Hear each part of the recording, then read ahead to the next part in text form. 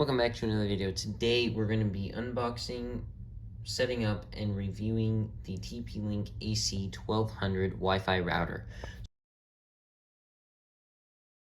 So let's just go ahead and start with the unboxing. We did purchase this used off of Amazon for a slightly discounted price just because, and it said it was in good condition, which they have delivered. It looks like it is in perfectly fine condition.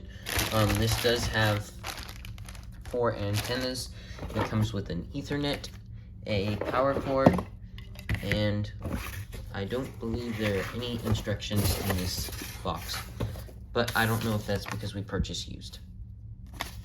So let's go ahead and set it up. Alright, so this is the contents all laid out, and I do just want to mention that this is the Archer A54 because I was kind of confused about that, but it says TP-Link AC1200 Wi-Fi router Archer A54 dual band. So this means that we should have 2.4 gigahertz and a 5 gigahertz signal emitted from it both.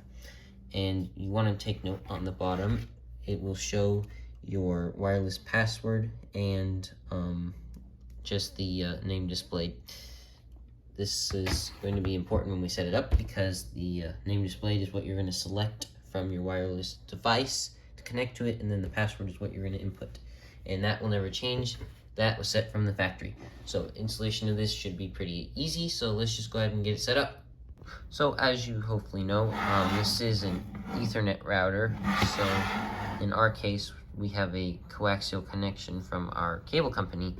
And so we already have a modem set up, so the router installation should be fairly easy.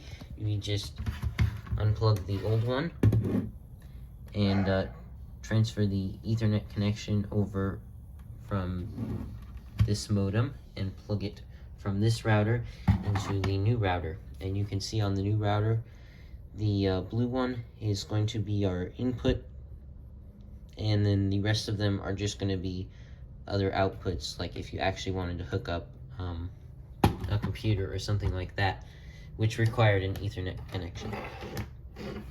So let's go ahead and do that.